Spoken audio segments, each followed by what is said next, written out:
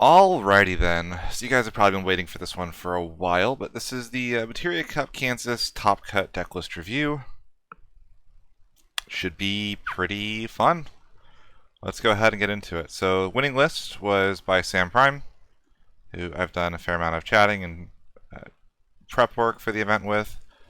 Was playing a Rydia wall, what I call the Rainbow Rydia list. A couple of interesting differences from my list. You'll see we're on the 2 copies of Cecil. We've doubled our roses from 1 to 2. We're down to just a 1-1 Porum split as opposed to going higher there. We've cut the 6 EP Levy entirely, and we got the second Azura into the list. I think that's about it. Yeah, we've got the 1 Geomancer as well, so the backups are identical. All in all, there's not a lot to say. Also the Galuf as well, which apparently is quite good at handling 13 exactly. But I think this list is really, really good. I don't have too many notes. I'd maybe still try to go... It's hard to say, because Rosa doesn't do a lot on her own, but she does tend to be a damage magnet, and it's hard because you can't Sildra for both her and Warrior of Light on the same search. So there are games where you really need that. Having that also means that you have plenty of targets to power up the Rydia with. I think that having 2 Fenrir with just Sophie and Rydia is a little greedy. I really think the Sarah Mobius put in a lot of work for me on the weekend, but I can't say that this list is bad because it's not. It's just a good generic Rainbow Rydia list, and I think anybody that should probably use this as a starting point for where they want to take their own lists if they're going for a similar build. In second, we had Fire Lightning 13. This is one of the summon variants where you're on the Seymours with a bunch of different summons. Cards like Belias allow you to really sneak lethal out of nowhere. Belias and Phoenix especially. We're not on anything super, super unique. I do find these variants tend to struggle more against wall than the forward heavy builds do. A lot of the forward heavy builds you can run large quantities of Vanille. If this deck is trying to deal with a wall, its only outs are Seymour or Cindy, really. Outside of just double pinging it with a Bahamut or whatever else, right? But these lists are generally very, very strong and very difficult to play against. Even something as simple as play a fire forward and then Ifrit to kill something is very hard to deal with. I have liked seeing this Odin, by the way, starting to show up in these lists. Having played against this Odin, it feels like the biggest punish ever if your opponent plays wall and gets greedy and attacks with the wall, and then you just discard Odin, break the wall, and they're just dead on the crackback. So I think this is something to look out for. If you're against a Fire Lightning 13 list, you might want to be careful if they have the ability to cast this and you just played your wall, because if you do that and the wall dies, the game might just be over then and there. So keep an eye out for this one in the future. I would not be surprised to see this one rising in priority over time. And this deck really wants to cast things that are about 2 on the cost curve. Maybe you would look to see a copy of Sid Reigns as well in here somewhere. I don't know what you'd cut for it. The list is generally feel a lot tighter than you'd expect, but it's a really standard summons 13 aggro list.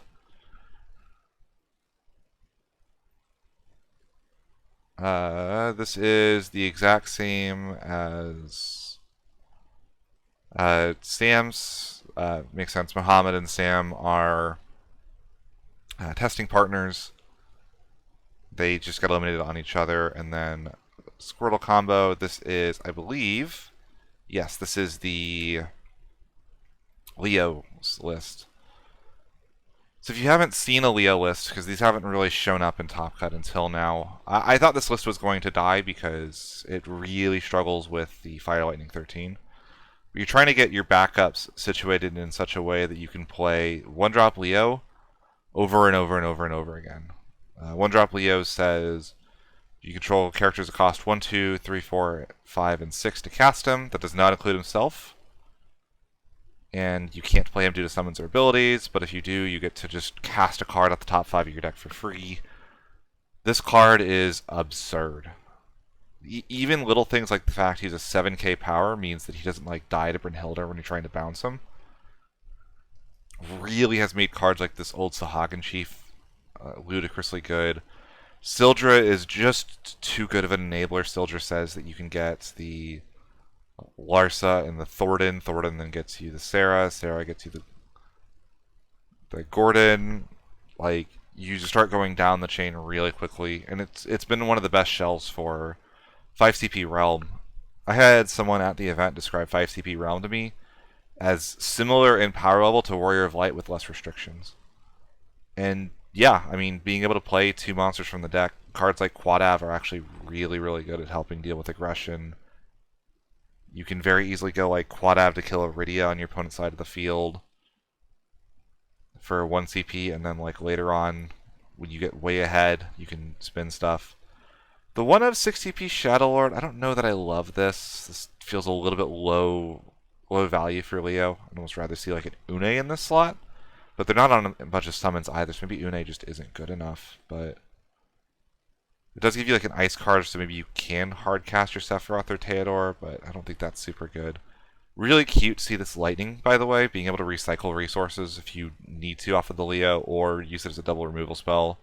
It's also a deck that's very capable of bouncing your own lightning on the stack of the removal. RNA is really cute as well, EX Burst removal, just generally a pretty good card. Emperor is in here as a generic warp piece, but also if you cast it off of Leo to get a card back, that's not bad either. Surprised to see just the 1 lightning. I feel like in a deck like this that dies so heavily to aggression, you could run 3 to 4 copies of lightning with the Switch Kamada lightning and feel pretty good about it, but maybe we feel like our defensive utility is already there, and we're just trying to race to Leo to the exclusion of basically everything else.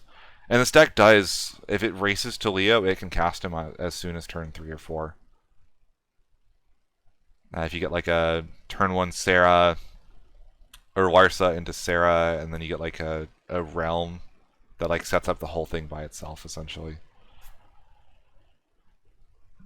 These are very difficult to play against. If you're on the 3CP Heck, hitting the Waka tends to be the choke point, but if you're not and you're on Fenrir, just continuously break the Sarah, because the only other 4s are the Quattro Queen and the Blue Mage. Other than that, you gotta just go fast and try to beat these decks. They outscale even like most mono win combo decks. So this is Tori Kelly's Monster Mash list. This was the first place after Swiss, who went undefeated there. I will be totally honest with you. I have no idea how to play this deck. I tried playing it one time just to kind of see if I could wrap my head around it, and it is... I would have to see this deck actually being piloted. I talked with Tori a little bit before, I think like before Top Cut started, and he laughed. This was who told me that Realm is essentially Warrior of Light with less steps. But there's like a combo where it's like Realm, get Goblin and a Tomos, and you can cast the Goblin, the Atomos activates 2 backups, and then you like play Firion, at which point you've got 5 characters, so the Firion then has haste and can attack, and stuff like Buffasaur plus Mira is just so good. Goblin Mira is, I think, a very underrated combination as well. Being able to recur those with Mira, being able to use those with Mira as 5k pings. You're able to play Kusith and Amaterasu. Almost wonder if like a Mist Dragon should be in here as well. Like, it would be like 2 Amat, 1 Mist Dragon. It's hard because Amat is so good, but I feel like in the current format, Mist Dragon is just so impactful. So many Iridia decks are trying to use the Break Zone as a second hand, and being able to cut that off at the heart is maybe worth it. But this list is super cool. Like, major props. I just the one time I've tried to play this list, I couldn't do it, but this list is awesome. Hunter Nance on FF6. This is a Stooge variant. Seems like NA tends to be on Stooge variants, and EU tends to be on the non-Stooge variants. I've seen people call the Mobius bricks. I don't see that. He's a Garnet for sure. Like, you don't want to draw him, but like at worst he's 2 CP, and you've got a lot of like more expensive cards. Like, if you're... There's not a difference between pitching Mobius and any other card to play your lock, right? So... even something silly like I've seen it used to give Laragorn's action ability text in the deck, where they like had Laragorn plus Kurlax, but the Mobius died or something, and then they went like Edgar to get Mobius, and then discarded Mobius with Laragorn's action ability to revive the third Stooge. It's like not ideal, but you would do it if it's what got you a win, right? So not too much to say. It's a pretty normal FF6 list. FF6, I'm happy to see it doing well. Evening Party, this is going to be Soiree, I imagine? Yeah, alright. What are we looking at here? On 3 Zidane, just the one Bosch. I don't know how I feel about that one. We're on 3 Lexa. I've seen a lot of Soiree lists cut the Lexa down to 1, but we're not on Shantoto in this list, so we're actually really wanting to cast the Lexa. 3, 5 CP Heck. The Alexander with Sophie. I've seen Sophie show up a lot more in Soiree lately. I sort of get it, like Monster Hate is really nice, but also I really think it compounds Soiree's biggest problem, which is this right here, where so much of the deck is concentrated in 4-drops that it becomes difficult to win if you can't attack with 4-drops. 2 Merrill, 2 Vesvia, we're down to 1 Irwin. We're really shaving on the Soiree to make room for the, I guess, higher summon count in this list specifically. I don't think Zidane is actually all that good. Like, I would rather play 3 CP Zidane in Soiree, I think. Being totally honest. But even something like a White Tiger, I think, should be considered for a deck like this to try to handle the Arcanist weakness, because you are on such a high density of 4-drops that I'd be scared of it.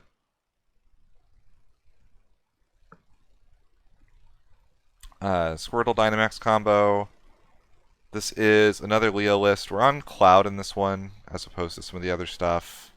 The Emperor's not in this list at all. I think it's like one of the few swaps. 1 copy of 6 CP Leviathan. I saw this hit into damage against the 13 opponent. I'm so sorry. We've got... I feel like that's... No, that's the same monster lineup. Backups are identical. I think it's just like that swap. We're still on just the 1 Lightning. This was the deck that I beat to make it into Top Cut. I will say it's really cute that if your opponent goes all in, you can hit like Leviathan and then the Theodore or the Sephiroth and rip the 2 cards you bounced out of their hand, which you probably won the game if you'd done that. But I feel like you win the game in the moment you resolve Leo multiple times anyway. So maybe that's a little too high roll. I almost wonder if it's better to run like Chaos Arc in this list as a defensive option against other Rainbow decks, but I feel like that maybe conflicts with the idea of like turboing into Leo. Maybe you have to go too slow if you have cards you can't discard to pay for other ones. A lot of the value in this is in stuff like Larsa being a 2 CP 6-drop backup, or Thornton being able to get these online quickly. So maybe having like Chaos and Arc would actually just be too slow. But I will say hitting an Arc off of Leo would just be so good. Remains to be seen, but this list is really, really good. Aaron is one of the nicest people I think I played against at the event. Super, super nice. Just, yeah, it was... I'm so sorry you killed my Sarah Mobius. That's all I'll say. Justin Jacoby, this is... It's just mono water. I think that there's a single card from the new set in here. We're on the Kamiya Yagrosh. He's only worked to me as a duo, but I don't know. I feel like there's so much better things you can do, and it doesn't help you with any of the things Water is already losing to. But it's shown up enough now, it's probably legit, but it's got to be nice to just blank your opponent's Leviathans, but man, I can't imagine that feels particularly good. I'm like imagining like a mulligan where Kami is your only backup, and just how terrible that would feel, especially with like Une running around everywhere, like Une plus Fenrir just continuously just like breaking and bouncing backups, or Une Fusoya, bounce Yagrosh, bounce Kamiya. You're just so far behind. I'm a warrior. This is probably Warriors of Light. No, it's not. This is just it's very lightly Warriors of Light. On Kryl, I was saying this with a friend the other day that Kryl seems to be in a really good spot because of how good everybody's summon packages are right now with stuff like Mist Dragons, casting your opponent's Sildras, casting your opponent's Amaterasu's, or even stuff like their Heck 5s seem really, really nice right now. Even something like play Kryl to steal your opponent's Mist Dragon and cast their Mist Dragon to remove their break zone means that you're not losing any cards or any of your own Mist Dragon cast in order to disrupt your opponent for the rest of the game. I think that's really, really good. I think this card maybe deserves a little more respect than she's getting. But the rest of this list is relatively normal. It's more Wall Fusoya Turbo with something like a little bit of a small Ferris and a Kryl package to help it along a little bit. King of Concordia. What? Why are we using this one? We're just looking for a breakable king for Sarah to go find. Yeah, it's gotta just be that. I guess like bouncing our own Kryl or our own Warrior of Light's not bad, or our own Fusoya. But it's like it's a one of, but it's not the hugest fan of that. Claris Kolka. Can we lock our backups where we can't cast Wall? Is that possible? Claris Kolka class fourth. Yeah, it definitely is. On Cosmos even to really try to help that along. Playing Cosmos right now is really brave given Une.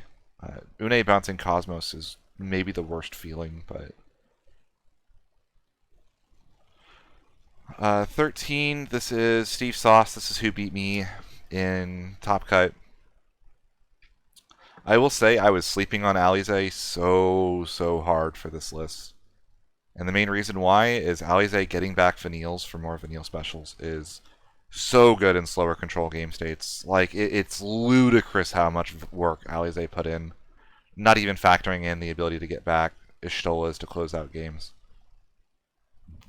This card went from a card that I didn't think that much of for 13 to maybe being the best other thing you can be doing with 13 right now. She's that good. Unironically, I think this is maybe one of the coolest little techs that I haven't seen in a lot of places, to be honest. 2 Sid Reigns. This is like the forward heavy. See, we're only on the 6 summons, the Amaterasu and the Bahamut's. I kind of wouldn't mind seeing stuff like Phoenix or Belias in here, but like you're cutting into a lot of good stuff. I remember they were saying that they prioritize Saz and Dodge, so they could get like a little bit more of a mid-range game going, but which maybe actually played well into what my deck was doing specifically, but I'd be a little worried about that as a long-term game plan, but it worked out for them. They were ahead of me on seeding, and they played. Those were some of the best games I think I've ever played of Final Fantasy, and it's against one of my most hated decks. So I think that says a lot that Steve was super nice, and our games were just incredible game, like such good games. I wish it could have been streamed just because of how much I wish I could have preserved just how cool those games were. So major props, Steve. You are such a good opponent. Village in the Mist, this is Earth Water Summoners. We're on the Rydia backup though, so we're using the Ico forward, but only 2 of it. I've tried summoner lists like this in the past. I've always been a little afraid because so many of your forwards, so much power is concentrated in Ico, and she's a 5k. I feel like outside of the loop, I'm always scared to really run this card as a major engine piece. Basically, this looks like it's trying to go under what a lot of other lists are doing, which can be good, can be bad. We have lots of summoners, stuff like the Braska and the backups. Braska does reduce the cost to play backups, so you can play your Yuna, your Len, and your Rydia for 1 less if you see the Braska early, but it's a pretty normal summoners list. The big weakness of this list is going to be just the low forward count. I'd be curious to see how the Leviathan 19 did for them, especially with Yuna. There's a little bit of an unfortunate Nambo with those two. But also surprised to see Titan over Shadow Lord. I haven't seen that very often right now, given how much of your board clear usually is tailored to dealing with 13 exactly. Titan tends to miss a lot more often than Shadow Lord does. Wall Turbo. This is just a Warrior of Light list. 2 Refia, really, this list wants to be, yeah, no Warrior of Light backups in the list, so Refia's dead a lot sooner than she would be in other decks. We got the walls.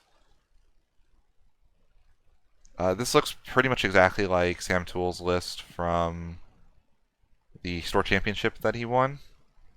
So, makes sense. This list is proven to be good. I personally am a bigger fan of the Rydia variants of Warrior of Light, but there's definitely some really cool stuff. Shoutouts to Opus 12 Lena, by the way, finding new life in the set she was reprinted. I thought that was very out of nowhere when they chose to reprint this card, other than the fact that it has really nice Amano artwork and it's the only way they could do that. But she's done really well. I'm very happy to see that. I always love seeing when older cards end up seeing new usage. Toe to toe, this is just looks like a rainbow wall pile. We're on like Ferris, Zidane stuff. Yeah, Ferris, Lunith. So yeah, I've seen lists like this. They're solid. With the one Refia, this is very similar to what a friend of mine was playing at locals before switching over to a Rydia variant. These lists are good. There's not too much to say about them.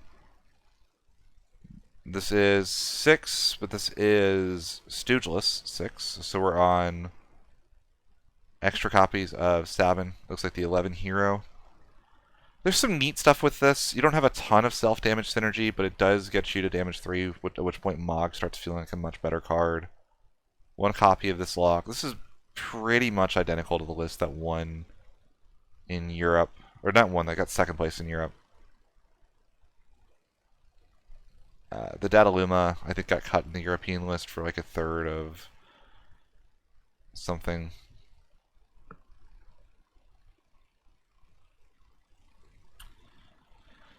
And then Earth Lightning. So we have Black Mages. The one Solir, Alba. Promo Lightning showing up again. That's actually a little surprising. Self Mill's not bad on this list. Star Sybil? What are we searching with Star Sybil here? Shantoto? Like EX burst search Shantoto? Do we have a low cost like backup target for that? We're on the Vincent combo. Love seeing that. That's actually really nasty. Nasty in a good way, of course. Oh, Aldo. Aldo's category 11. Star Sybil get Aldo, or Arciella, or Shadow Lord, or Shantoto. Yeah, there's plenty of targets. Crack the Star Sybil, play a man in black. Black Tortoise will see Gilgamesh. Seems really funny. As like an answer to like some other water cards. Fel Thanos, by the way, is in a really, really good spot. As long as you know your opponent's not playing Une, Fel Thanos beats so many decks. They have to be on exactly Une to deal with this card. So as a one-of that's searchable off of Aldo, it's so good. I think this card is completely toxic, by the way, but it is very strong in this deck. Exodus. This summon's always really funny, but when it goes off, it goes off.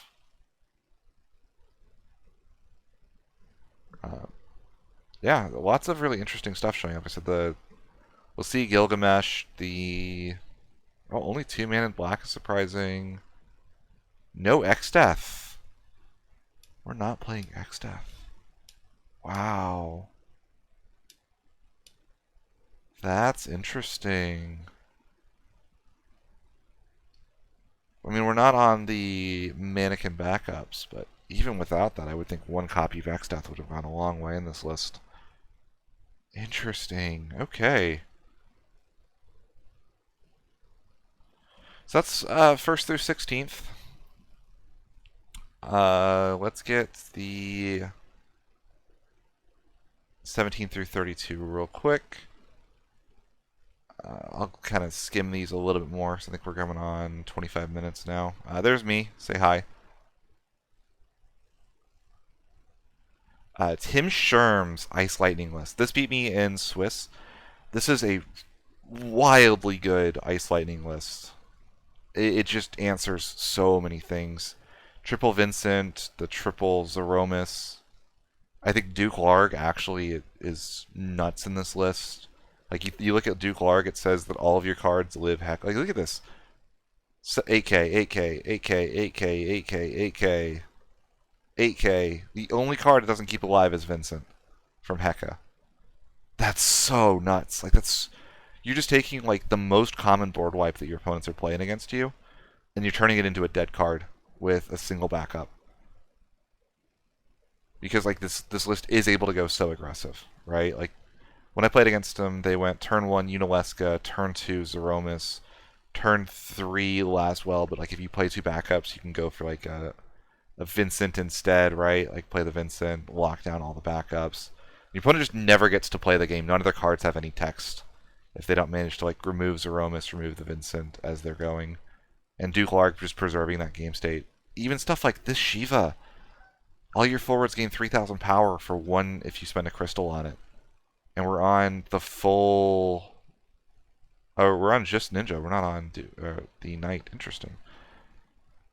Regardless, like there's so much you can do with that, right? I think this list is just so good.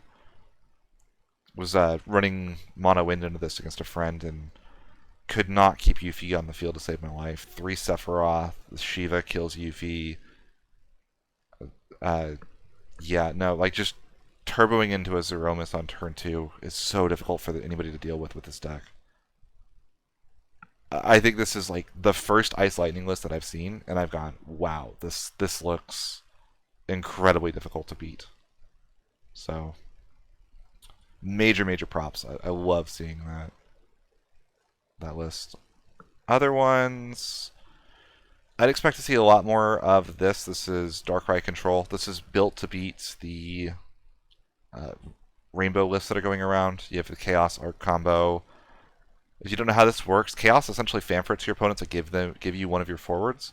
So you can go Chaos and then Arc on the stack. So you get, if they have 2 forwards, you get the exact forward you want and rip 2 cards out of their hand.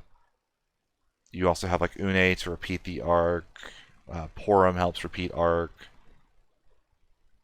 Poo Poo, so you can kind of unbrick, get rid of the dead Arcs in hand.